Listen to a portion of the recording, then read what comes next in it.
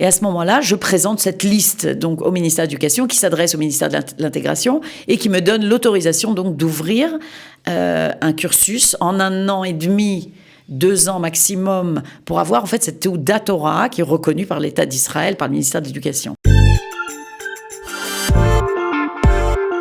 Nous sommes avec Doris Ovadia, qui est inspectrice générale de français auprès du ministère de l'Éducation israélien. Et elle est là pour nous parler d'un projet qui va vous intéresser si vous cherchez du boulot, surtout si vous avez envie de devenir prof de français. Bonjour Doris. Bonjour Cathy. Alors on en avait déjà parlé il y a quelques années. Ce n'est pas un programme qui est reconduit tous les ans, mais là c'est l'opportunité donnée à des jeunes qui ont un diplôme, parce qu'il faut avoir un diplôme, de devenir prof. Comment ça fonctionne, Doris? Oui, ce sont des adultes en général, enfin des Olim Hadashim. Ce projet qui n'est pas encore monté en réalité, puisque je commence d'abord par le recrutement. À recruter, exactement, à recruter des gens, j'en ai déjà une dizaine, qui sont intéressés, qui ont un diplôme académique, qui sont Olim Hadashim, c'est-à-dire 10 ans maximum en Israël, et qui veulent avoir un diplôme d'enseignant, qui veulent enseigner le français en Israël. Je crois qu'il y a heureusement des gens qui sont motivés par cela. Alors, je ne sais encore rien,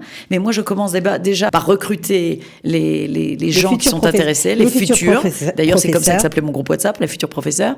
Et je leur demande donc de m'envoyer leur CV. Et à ce moment-là, je présente cette liste donc au ministère de l'Éducation qui s'adresse au ministère de l'Intégration et qui me donne l'autorisation donc d'ouvrir un cursus en 1 an et demi, 2 ans maximum, pour avoir en fait cette Teudat Torah qui est reconnue par l'État d'Israël, par le ministère de l'Éducation. Ce diplôme d'enseignement, en fait, ça. Ce titre pour être professeur dans les écoles, dans les lycées et enseigner le français. Alors, on a parlé d'un diplôme académique. Ça veut dire quoi un diplôme académique ? C'est une licence ou une maîtrise reconnue par l'État d'Israël. Ça, c'est très important. En n'importe quelle matière ? En n'importe quelle matière. Alors, en fonction de ça, quand on passe le stage dans les écoles, parce que la 2e année, en général, on fait un stage dans les écoles, on rencontre des élèves, on rentre dans des classes. À ce moment-là, les gens qui ne viennent pas du tout du monde, on va dire de la pédagogie, vont devoir passer plus d'heures pour le stage de ce diplôme. Maintenant, c'est vrai qu'il faut une grande motivation et une envie folle d'être professeur. Quelqu'un qui a une licence de biologie, qui n'a jamais enseigné de sa vie, qui se destinait à être, je sais pas moi, faire de la recherche par exemple, et puis finalement il a changé d'avis. C'est une occasion de devenir prof et vraiment d'intégrer le système, en tout cas le système scolaire israélien. C'est très important de faire carrière, quoi, en fait. De faire carrière parce que justement, moi j'ai besoin de professeurs et donc je m'arrête là en ce moment parce qu'il me manque des professeurs. Donc j'arrête de tourner dans les écoles et de propager cette langue qui est en Israël, je rappelle, obligatoire au collège parallèlement à l'arabe. Donc quand je viens dans les écoles et que je propose un professeur pour enseigner le français. Pour enseigner le français langue étrangère évidemment, en 5e. On commence à enseigner le français en 5e en Israël.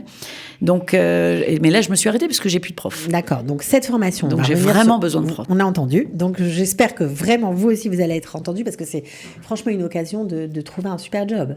Oui, vraiment.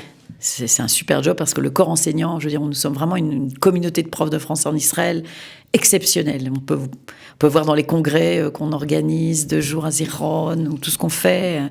On fait beaucoup de bruit, surtout en Israël. Alors, vous avez parlé d'1 an et demi de formation. C'est à raison de combien de jours par semaine est-ce qu'on peut travailler parallèlement à la formation ? Oui, bien sûr. On peut travailler, c'est en général 1 jour par semaine. Maintenant, quand on arrive au stage et à la fin de cette formation, il se peut qu'on doit aller à l'école un mercredi ou un autre jour. En général, c'est le lundi. Mais c'est une rencontre par semaine, une longue journée. Et après, ça, c'est pour le stage, mais sinon, même pour la formation. Pour la formation, c'est 1 journée. Maintenant, pour le stage, c'est vrai que ça peut rajouter encore 1 jour. Et ça, c'est en fonction du prof et de l'école où, ils s'arrangent. En général, ça se passe très bien. Est-ce qu'il y a un niveau d'hébreu demandé ? Absolument, oui. Il faut travailler son hébreu, il faut arriver au moins avec un niveau d'alerte parce que on peut être un excellent prof de français, mais si on ne parle pas hébreu, ça ne va pas marcher. Guimel, c'est possible ? Guimel, c'est possible, c'est juste, mais c'est possible.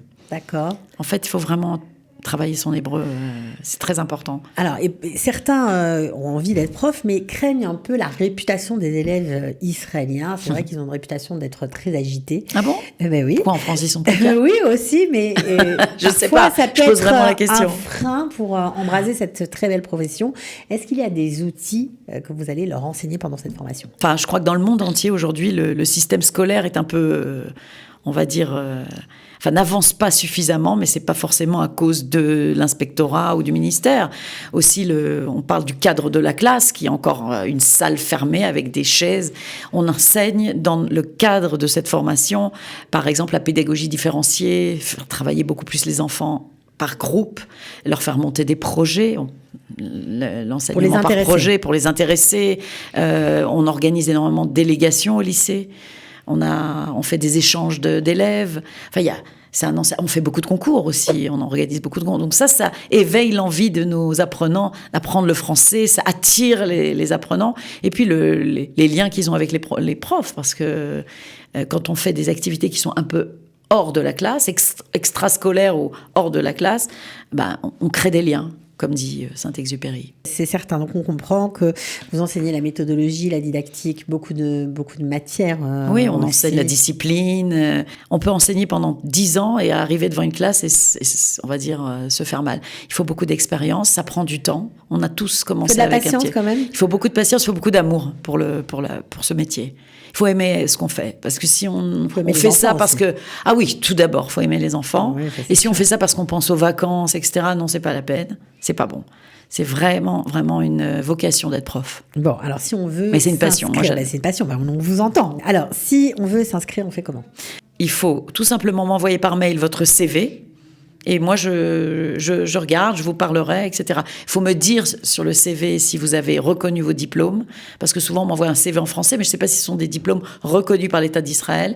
S'ils ne sont pas reconnus, alors je vous donnerai les coordonnées de la personne qui fait ça en Israël. Voilà, et puis vous pouvez aussi vous adresser à Qualita, parce que nous avons un département reconnaissance du diplôme, notamment Esther Blum, qui est professionnelle en la matière, qui vous aidera, vous donnera des conseils ou même vous accompagnera pour la procédure de reconnaissance de vos diplômes. Donc ça, c'est très important. Donc on écrit un mail à Doris. C'est ça. Et on envoie son CV et voilà. Et n'oubliez pas de mettre votre numéro de carte d'identité, parce que souvent on l'oublie. On l'oublie, ok. Et l'adresse, quoi. Parce qu'en général, quand j'ai quelqu'un... Alors, ceux qui ont étudié, on n'a pas dit... par exemple, là, André Neher. Oui.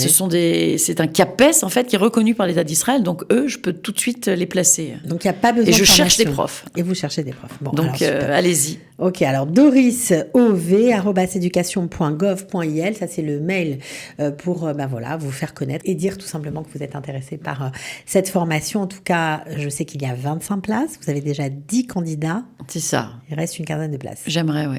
Bon, alors on espère que ça va fonctionner. C'est ça. Et que vous allez être très très nombreux à saisir cette chance qui n'est pas tous les ans. Donc franchement, c'est un très beau programme. Tous nos nouveaux profs, en fait, qui ont fini cette formation, je l'ai faite 2 fois déjà, ils travaillent tous. Hein. Merci d'avoir été avec nous. Merci à toi. À bientôt. À bientôt.